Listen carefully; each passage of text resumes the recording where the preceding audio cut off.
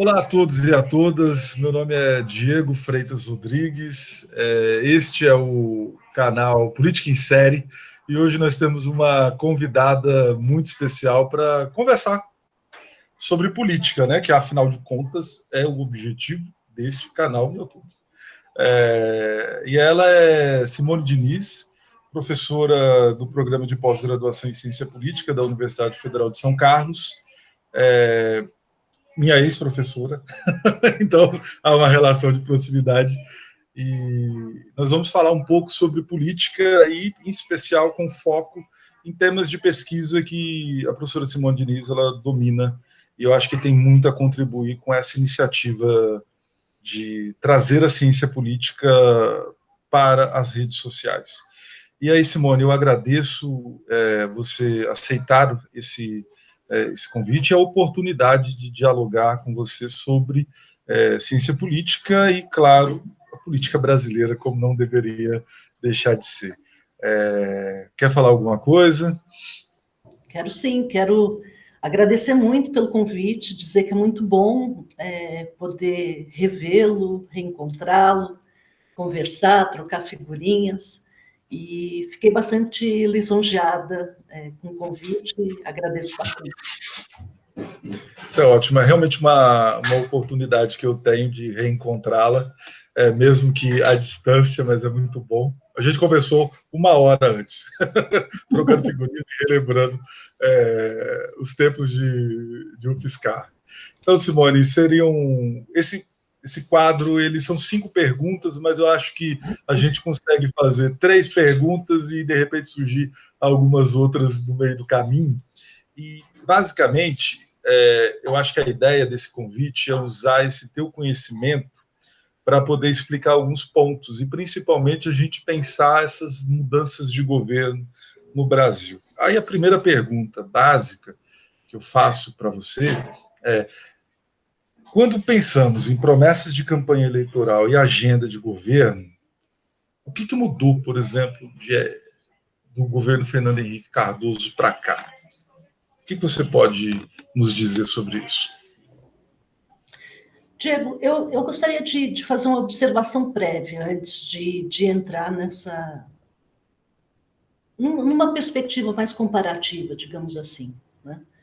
Primeiro, puxando um pouco para o diálogo da ciência política, mas eu não vou ficar palestrando aqui exaustivamente, pode ficar tranquilo. Eu acho que promessas de campanha é um tema novo em termos de agenda de pesquisa. A gente tem pouquíssimos estudos aqui no Brasil sobre isso, alguns estudos sobre manifestos partidários, né, mas em termos de cumprimento de promessas, eu conheço unicamente um estudo que foi feito no Rio de Janeiro por uma pesquisadora orientanda do Fernando Guarnieri, Nara Salles, se eu não me engano, é o nome da moça. E é um tema de pesquisa que na Europa tem sido bastante desenvolvido e tem um acúmulo de conhecimento e de produção bastante significativo, tal. Então, em termos de agenda de pesquisa, eu acho que eu tenho poucas referências nacionais, né? Tenho alguma leitura dessa pesquisa que é feita em outros países, principalmente Europa, e muita pesquisa comparativa entre diferentes países com diferentes formas de governo e sistemas de governo, né? E eu acho que tem uma discussão que perpassa essa agenda de pesquisa que tem a ver com o que é uma promessa de campanha. E aí eu acho que a gente tem que fazer uma distinção prévia também, que é distinguir promessas retóricas de promessas passíveis de verificação, vamos colocar nesses termos, né? Porque assim, a política ela é feita também por retórica, né? Mas em termos de agenda de pesquisa, e se você quer verificar o quanto essas promessas foram executadas, uma vez que que um determinado candidato foi eleito, chegou ao governo, não dá para se basear unicamente ou principalmente em promessas retóricas. Então, eu acho que tem um trabalho prévio de análise, de adoção de metodologia, que é separar esses dois campos. Isso é o que a literatura internacional, inclusive, recomenda, tal, né? Porque se a ideia é verificar o quanto um determinado governo se coloca como comprometido ou responsivo perante as suas promessas de campanha, eu não posso pegar as promessas retóricas, né? Ou eu não posso pegar tão somente as retóricas. Ele tem que sinalizar para a população em que medida, né, esse candidato que está se apresentando como uma possibilidade eleitoral, ele tem que apresentar para o eleitorado algo mais palpável, algo que possa ser verificado e checado se houve, de fato, um empenho, uma intenção de levar adiante uma determinada agenda de promessas. Se essa agenda de promessas se transformou numa agenda de governo, né? Que aí eu acho que nos remete para uma outra questão que diz respeito às várias facetas do conceito de agenda, né? Porque você pode ter uma agenda, quer dizer, essa promessa de campanha, uma parte dela pode se transformar numa agenda legislativa, que depende, portanto, de uma interação entre os poderes, executivo e legislativo, mas ela também é uma agenda que pode ser de caráter administrativo e que depende tão somente de uma ação mais discricionária do poder executivo, né? Então, veja, há um tema geral que é promessas de campanha, mas que ele vai se desdobrando em diferentes aspectos. E aí, pegando o ponto que você colocou, né, numa perspectiva mais comparativa entre governos, o que mudou de Fernando Henrique para cá, eu acho que, primeiro, que tem uma mudança institucional que especificamente em relação ao tema, que eu acho que vale a pena registrar, caso outras pessoas se interessem em desenvolver pesquisas nessa área. É que, se eu não estou enganada, a partir do segundo mandato do governo Lula, passou a ser uma exigência que os programas de governo fossem efetivamente registrados junto ao Tribunal Superior Eleitoral, né? Então, isso, de certa forma, pode ser uma sinalização de vincular, de criar uma vinculação maior entre aquilo que os candidatos anunciam durante o processo eleitoral e, efetivamente, qual será a ação deles uma vez estando no governo. Então, em termos práticos, isso significa que, durante a gestão do presidente Fernando Henrique, o primeiro mandato do presidente Lula, essa exigência não estava presente, ainda que esses candidatos tenham efetivamente apresentado programas de governo. E aí, sendo mais pontual em relação à sua pergunta, o que mudou, né, de Fernando Henrique para Bolsonaro é que o programa de governo de Fernando Henrique, tanto do primeiro mandato quanto do segundo, é um documento extremamente minucioso em termos de um desenho, uma projeção do que seria uma agenda de governo, tanto legislativa quanto, né, essa agenda mais administrativa, que não dependeria tanto de proposições submetidas para apreciação do Congresso. Na mesma linha são os manifestos do presidente Lula, né? Eu acho que são programas bastante minuciosos e sinalizavam uma direção, um rumo, uma agenda de governo, efetivamente. Para Bolsonaro, eu acho que isso já muda completamente, né, para essa última eleição presidencial. Eu acho que os outros governantes apresentaram, ainda que, por exemplo, durante o governo Dilma, a passagem do primeiro para o segundo mandato da presidente Dilma Houve muita crítica no sentido de que ela havia enganado o eleitorado, porque prometeu uma coisa e fez outra, enfim, né? Mas ainda assim eu acho que tinha uma sinalização de algumas continuidades de políticas públicas e tudo mais. A eleição do Bolsonaro, eu acho que foge um pouco a essa perspectiva que vinha se desenhando. Primeiro porque o programa de governo ele não era tão detalhista ou tão específico, digamos assim, quanto os outros foram, né?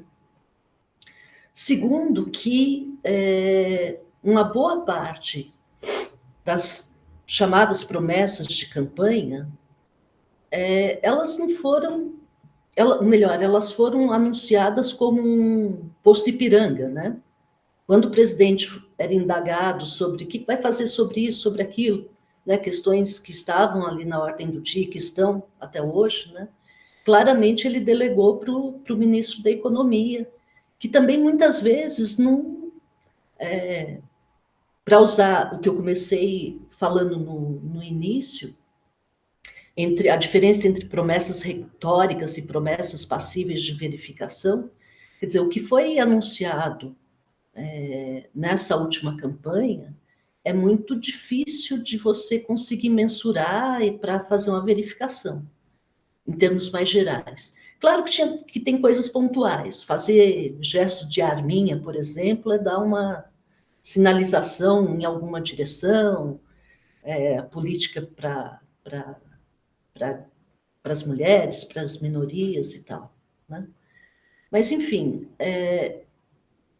se a gente for trabalhar nessa perspectiva mais histórica, não que os outros governos, melhor, colocando de uma outra forma, todos os governos fazem promessas retóricas, apresentam nos seus programas de governo promessas que são difíceis ali de verificar, de fazer uma mensuração mais, com uma maior acuidade, se aquilo é passível de verificação ou não. Mas eu acho que as duas últimas eleições, do segundo mandato de Dilma e do Bolsonaro, os programas são mais enxutos, mais retóricos, né? E com menos elementos para que a gente possa efetivamente fazer esse estudo mensurando no detalhe as ações que foram levadas adiante ou não. E eu acho que também, em termos mais gerais, esse último programa de governo, não sei se eu não me sinto segura para dizer que tinha efetivamente uma agenda de governo, né? E me parece que, assim, talvez pelas circunstâncias, né, daquele período do ano de 2018, mas também por talvez uma ausência de clareza de quem estava e está ainda à frente desse governo sobre o que deveria ser feito e o que poderia ser feito em termos de políticas públicas, de gerenciamento da máquina, né, da administração pública para o país. Então, eu acho que mudou bastante e mudou para pior. Eu, enfim, acho que momentos antes a gente estava conversando e eu dizendo que eu estou na pegada mais pessimista, eu acho que aqui me revelei mais uma vez. Eu tenho a impressão que o pessimismo é forçado, nos é forçado, dada essa situação. E acho que tem aí, eu te ouvindo, Simone, eu fiquei com uma impressão, é como se o nível de... Vamos colocar umas aspas aí, mas aspas com cuidado. É como se o nível da profissionalização de uma agenda de governo, ela fosse reduzindo com o tempo. Então, quando você fala que pega Fernando Henrique, primeiro mandato, e também governo Lula, onde você tem direções sendo dispostas ali, assim, esse vai ser o caminho. Existem essas aberturas, alguns pontos flexíveis. Esse é o projeto, né, de como vamos atuar como governo. Mas isso é como se fosse reduzindo, eu não sei se aí a ideia é reduzindo a importância como até uma espécie de ativo, né, eleitoral, assim, olha, temos um programa de governo. Então, não são amadores aqui.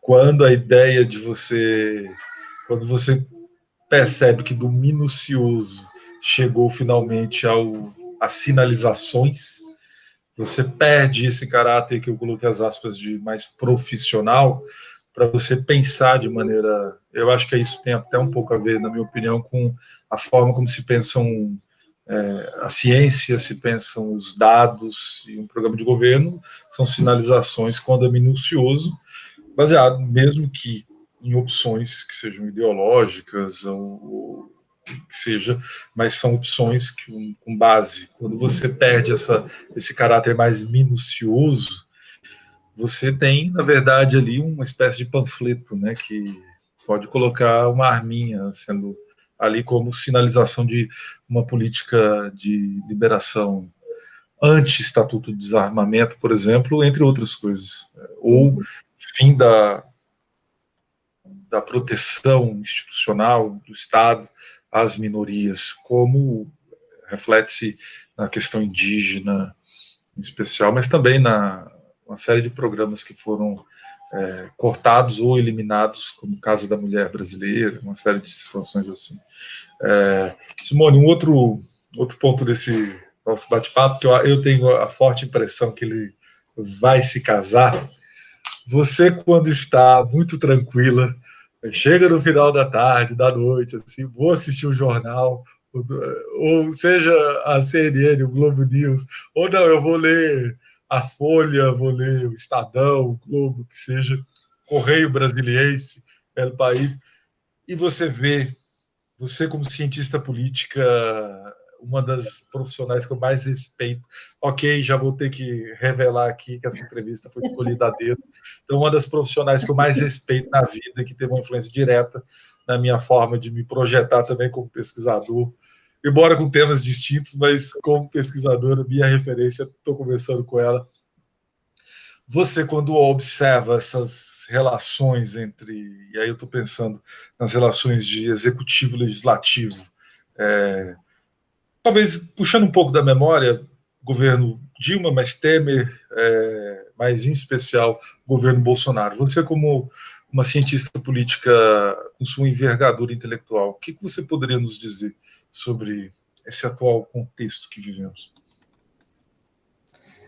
Olha, Diego, eu acho que o que o cenário político revela nesses últimos tempos é o quanto o quanto a ciência política faz falta para compreender a dinâmica de funcionamento do sistema político, né? Eu acho que no governo Bolsonaro ficou muito claro, ficou muito explícito a confusão que se faz em relação ao sistema presidencialista. Ficou muito explícito que, para algumas pessoas, o fato de ser presidente eu posso tudo, né? Eu não preciso negociar com outros poderes.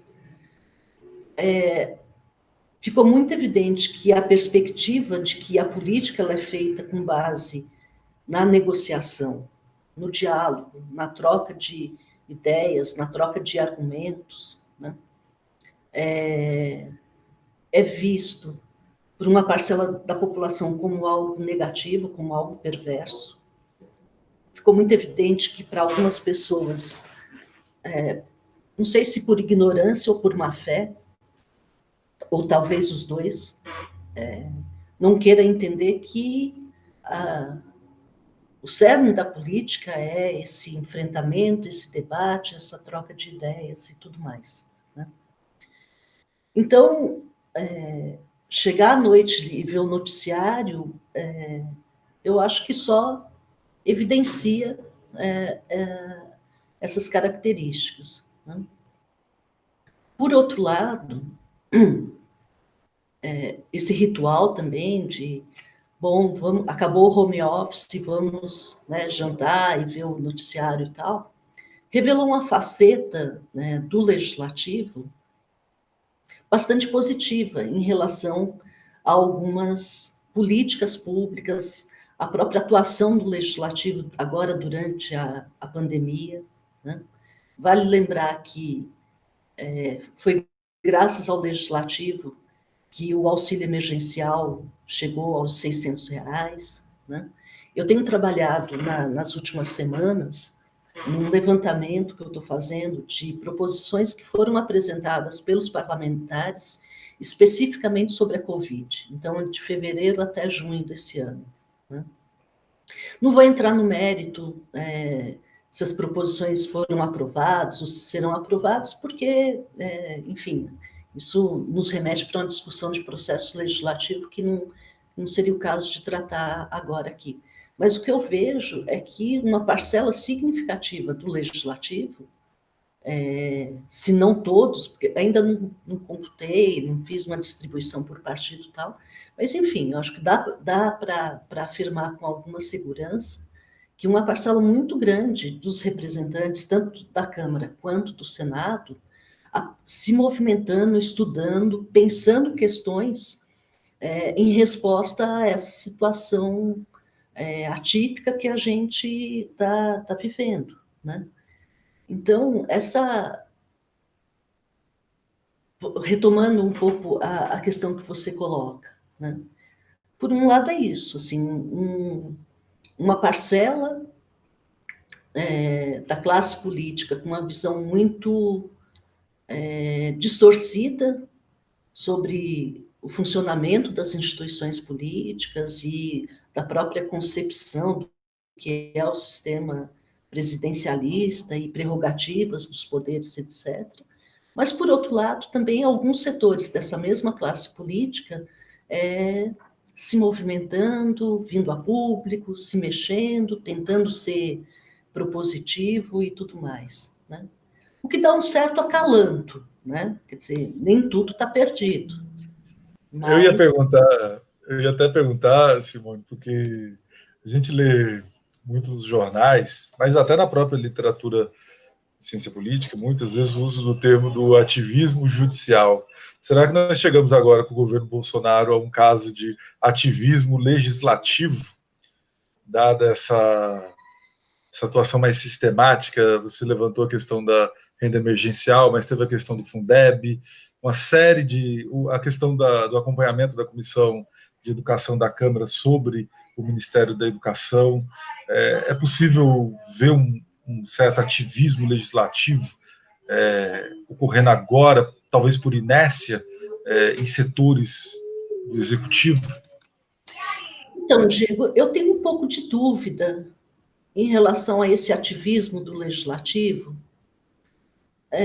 porque eu acho que a gente sabe muito pouco sobre o período anterior, né? E aí a gente volta um pouco para a agenda da ciência política, né?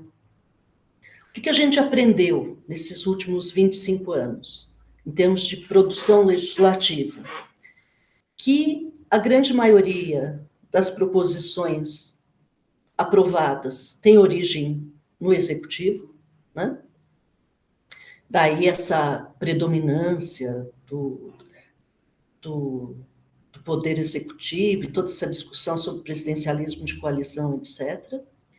Mas a gente sempre soube que, em termos de iniciativa, o legislativo sempre apresentou muita coisa, né? Um outro aspecto, a gente sabe que essa produção legislativa é significativamente de origem do executivo, mas a gente sabe muito pouco sobre qual foi o papel do legislativo na aprovação dessa agenda. O quanto ele emendou, o quanto efetivamente ele participou da elaboração dessas propostas, né? Então, dizer que hoje você tem um ativismo do legislativo, eu não tenho informação empírica para ser muito taxativa em relação a isso. Quer dizer, o que a gente tem acompanhado, o que eu estou vendo agora, não sei, talvez se eu tivesse feito estivesse trabalhando num outro levantamento de atuação do legislativo em outro momento, sei lá, 2008, por exemplo, na crise financeira, talvez encontrasse situações muito parecidas, né? Então, eu não sei se, eu não me sinto segura para dizer que tem um ativismo agora muito evidente do legislativo, porque eu não tenho o parâmetro comparativo anterior, né? Eu acho que há uma deficiência, uma lacuna aí nos estudos da área, de forma que me permitisse ser mais taxativa em relação a isso. E só para completar, eu acho que também esse ativismo do legislativo aparece hoje de uma forma muito com maior destaque, porque o executivo é muito ruim, né? Então, assim, como dizem por aí, né, não existe vácuo, né? Vácuo de poder, vácuo de ocupar espaço político, etc. Né? Quer dizer, ainda que o governo da presidente Dilma tenha tido alguns problemas, né? Enfim, se a gente pega da redemocratização para cá, o poder executivo, por mais que você não tivesse um alinhamento ideológico com esse ou com aquele presidente, quando ele vinha a público, você parava para ouvir, né? Hoje, pelo amor de Deus, né? Então, assim, se você tem um lado que não consegue botar uma pauta, né, articular com um legislativo, anuncia uma coisa hoje, amanhã muda de ideia, não tem jeito, né? Assim, ainda bem que tem um legislativo ali ocupando um espaço e tentando se colocar como agente político, né? como ator político de representação e tudo mais. Então, assim, com isso, eu não quero dizer que o legislativo não tenha méritos, né? Nesse ativismo e tudo mais. Agora, também não dá para fechar os olhos para dizer que o outro lado está ok, porque não está, né? É ruim, é muito ruim. Quase. Eu que trabalho com a área ambiental, eu falo geralmente das conversas que eu vou evitar entrar no debate puxando pela área ambiental, porque senão vai se tornar um monólogo aqui, que eu ficarei 10 horas comentando. Isso é interessante, esse seu comentário, Simone, e é uma coisa que talvez esteja aí uma agenda de pesquisa para ser desbravada, né? Eu acho que o que o governo Bolsonaro representa, não só do ponto de vista social, econômico, ambiental, de saúde, mas também para a ciência política brasileira, é interessante para ser investigado. Definitivamente, uma série de parâmetros devem ser desconsiderados que usávamos de maneira anterior. Aí vai para a minha quarta pergunta, Simone, que aí já tem um pouco a ver com o que nós conversávamos antes da gravação. O que você pode me dizer da ciência política brasileira nesse momento, com como você vê todo esse universo de oportunidades, vamos pensar, para trabalhar a política? A política, às vezes, Simone, aí eu vou fazer um adendo a essa pergunta, eu tenho a impressão que a política brasileira foi capturada na sua,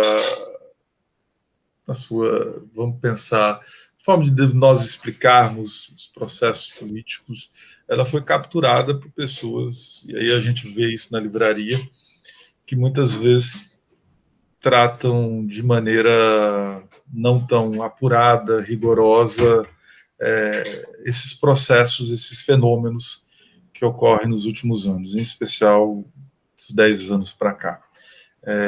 Isso me traz uma impressão muito forte de um distanciamento que nós tivemos, e aí eu estou dizendo a academia de forma geral, com o público, esse público geral, que pode vir a consumir a nossa produção científica. Você teria alguma coisa para comentar? Você já teve alguma impressão? Porque toda vez que eu vejo alguma, algum debate sobre, principalmente o Sérgio Abranches, ele, pelo menos no Twitter, eu já vi o Sérgio Abranches ser citado, e aí eu estou falando da ideia do presidencialismo de coalizão, eu já vi ser citado das formas mais inusitadas possíveis. E aí é isso que me fez agora fazer essa pergunta para você, para a gente pensar o quão a ciência política brasileira está distante ou pode vir a se aproximar desses públicos que não são os públicos acadêmicos. Pois é, Diego, eu acho que como toda área de conhecimento, você acaba produzindo, criando e reproduzindo também uma linguagem muito própria, né? Então, por exemplo, no direito, eu acho que isso fica muito evidente, né? Agora, no caso da ciência política, eu acho que a gente poderia fazer um esforço de tornar a nossa linguagem mais acessível. Eu acho que isso é uma necessidade, inclusive por conta da formação geral da população brasileira, né? Assim, a gente sabe muito pouco sobre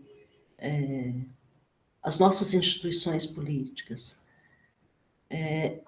Até, eu não saberia datar, mas, por exemplo, meu filho, né? Eu tenho um filho que agora já é adulto, tal, mas na época de colegial, de escola ali, muito pouco era discutido, era apresentado, ou ensinado mesmo, sobre sistema partidário, sistema eleitoral, né? Quer dizer, falta, me parece um pouco, me parece que falta um pouco de informação básica para a população em geral, em termos de educação política mesmo, né? Que não é dado nas escolas, que muitos professores também não têm condição, não conhecem para poder repassar isso para os alunos, né? Então, eu tenho um pouco a sensação que é um círculo vicioso, né? Porque, assim, a gente não forma as nossas crianças, ou forma muito pouco, no sentido de trazer informação sobre instituições políticas, etc., né? Quando chega na faculdade, quer dizer, num curso de ciências sociais, por suposto, né, essas questões têm que ser tratadas. Mas, por exemplo, eu tenho um filho que se formou num curso de direito.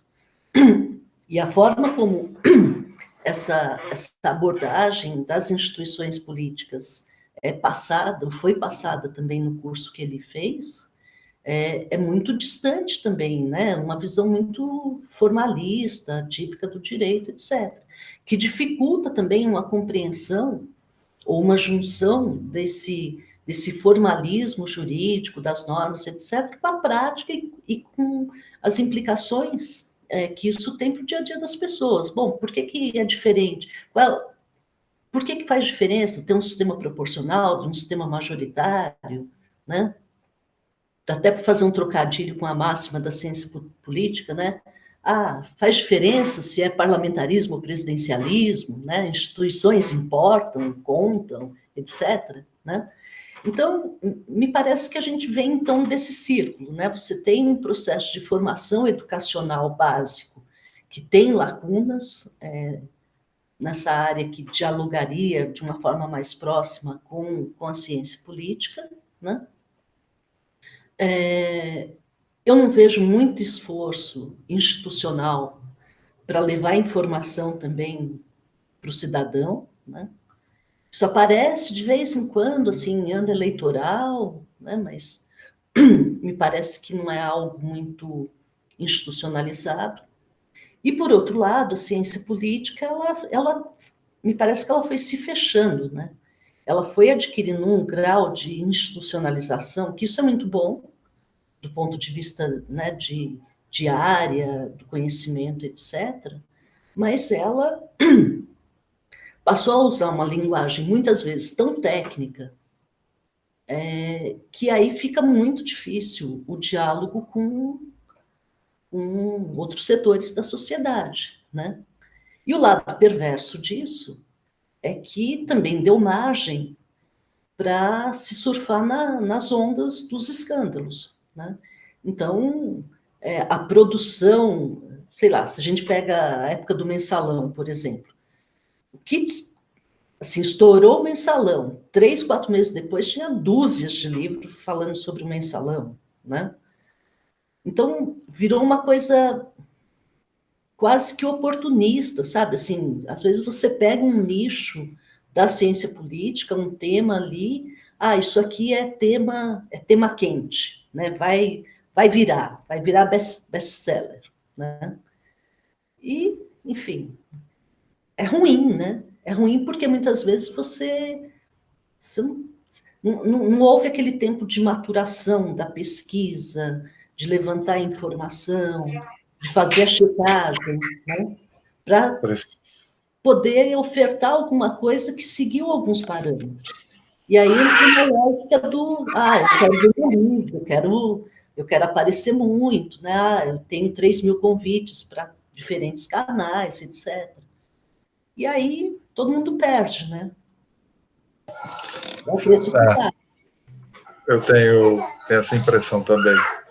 Simone, e por fim, a quinta pergunta, que eu já lhe adiantei qual seria, que é a pergunta mais que hoje virou uma piada feita é: Simone Diniz, as instituições estão funcionando normalmente? Isso está parecendo aquele programa Provocações do passado, né? Agora eu vou pedir uma pausa. Ah. Eu adoraria ser o novo Abu Janra se eu tivesse a oportunidade. Olha, Diego, eu vou fazer uma provocação também, né? Funciona para quem, né? Eu acho que, assim, para uma pergunta retórica, uma resposta retórica, né? Elas funcionam, né? Ou estão funcionando, né? A pergunta que não quer calar é para quem, né? Algumas funcionam mais, um pouco melhor, sei lá, para a sociedade de uma forma geral, outras não tanto, né? Você vê que eu estou bem em cima do muro, né? Você vai ser acusado de ser tucana. Olha, a Simone Diniz ali. Elas funcionam, estão funcionando? Estão funcionando bem? Mais ou menos, né? Acho que eu não taxaria que tá tudo joinha, bacana, né? Não está. Mas elas estão funcionando. Talvez para alguns segmentos da sociedade funcionam muito melhor. Agora, se você me perguntar, elas estão funcionando em prol da maioria da população brasileira? Eu te diria que não. E isso eu acho que passa por diferentes instituições. Judiciário, instituições de saúde, instituições educacionais, instituições representativas, as casas legislativas, né? Funcionam? Funcionam, está lá. Né? Dão algumas respostas interessantes, importantes e tal, mas funcionam majoritariamente para a maioria da população, e essa população está se beneficiando da grande maioria de resultados que essas instituições ofertam? Tenho muita dúvida. Né? Então, Acho que essa pergunta, pelo menos lá no Twitter, é a pergunta que é mais ironizada possível. Assim, as instituições estão funcionando normalmente, ou às vezes como afirmação mesmo. E é interessante porque cada risada que eu dei enquanto nós conversávamos sobre essa possível resposta, as instituições estão funcionando normalmente, foram a famosa risada de nervoso. Porque como cientista político eu fiz uma Simone, do ano passado para cá, eu brinquei que eu fui entender o que estava querendo entender o que estava chegando no mercado editorial brasileiro, o que as pessoas estavam lendo que envolvesse democracia. E aí eu falo que eu fiz uma imersão na literatura de apocalipse democrático. Então, peguei Rachamão, peguei, fui Eu lendo também fiz tudo. isso. Fiz isso. Assim, o que está chegando para as pessoas pensarem a democracia, essa democracia representativa, presidencialista, aqui no Brasil, presidencialista, que tem um caso com o judiciário, que aí sempre me lembro do Raimundo Faoro, quando escreveu Os Donos do Poder, lá dentro de um insulamento, a famosa bolha, eu sempre brinco que está lá no judiciário primeiro, antes de qualquer outro.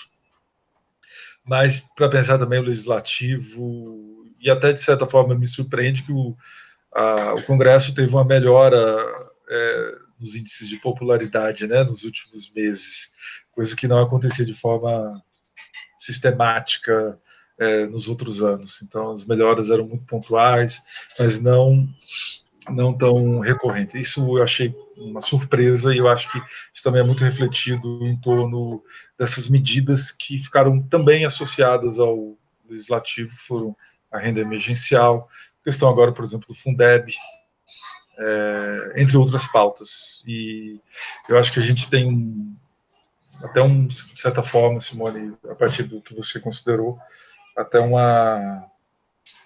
vou dizer um dever, mas a gente tem que colocar na agenda da ciência política, dentro da nossa Associação Brasileira de Ciência Política, refletir conjuntamente, de maneira coletiva, formas de que esse conhecimento produzido por nós tenha uma linguagem acessível para as outras pessoas. Então, acho que esse é um ponto que é absolutamente fundamental.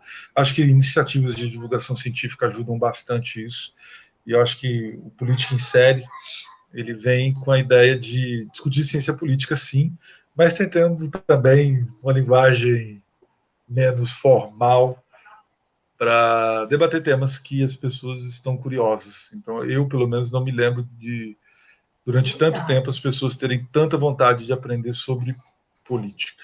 Então, acho que vale a pena a gente aproveitar até esse gancho, essa oportunidade.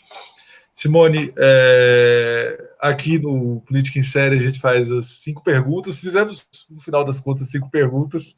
E eu gostaria de abrir um espaço, caso você queira comentar alguma coisa, que seja sobre política ou não. Eu, por exemplo, joguei na Mega Sena. Estou esperando ganhar na Mega Sena. Mas caso você... Aí eu vou deixar de ser cientista político. Aí, caso você queira comentar alguma coisa, é uma oportunidade. Bom, Diego, eu quero parabenizá-los pela iniciativa. Eu acho que é grandiosa, é importante, de fácil acesso, né? Então, eu acho que é o grande. Se a gente pode tirar algum proveito dessa situação toda que a gente está vivendo, é isso. Eu, por exemplo, sempre fui uma pessoa muito resistente a. Eu não gostava nem de deixar recado de secretária eletrônica, né? E, de repente, o contexto me fez adotar outra postura e tal. Então, acho que super parabéns pela iniciativa. Dizer que eu estou com saudade. Foi muito boa a experiência que a gente teve aqui em São Carlos. Eu acho que a gente já comentou sobre isso várias vezes. Eu acho que eu tive a sorte de cruzar com pessoas como você, Mônica Pires, Alessandra Soares. Eu tive um grupo de pessoas fantásticas, assim, que foi no momento que eu estava chegando na UFSCar, e eu tenho muito orgulho de ter sido sua professora. Foi muito bom tê-lo como meu parceiro e aluno aqui na UFSCar. Você e todos os outros que passaram, que cruzaram o meu caminho. Então, fiquei bastante feliz com o convite, fiquei bastante feliz de revê-lo e estou à disposição. Sempre que precisar, se eu puder ajudar, é só acionar São Carlos. Perfeito. Quero Se tudo correr bem, pós-vacina, se tudo correr bem, ano que vem estou em São Carlos. Vou ficar, quero passar pelo menos uma semana aí passeando. Então, eu agradeço a Simone por ceder esse tempo, essa oportunidade de dialogar conosco aqui no Política em Série. Para você que está assistindo, se você ainda não se inscreveu, se inscreva, dê um joinha, tem um joinha assim, dê um joinha aqui no vídeo, isso vai ajudar a divulgar o canal. A gente tem que fazer o jabá, né, Simone?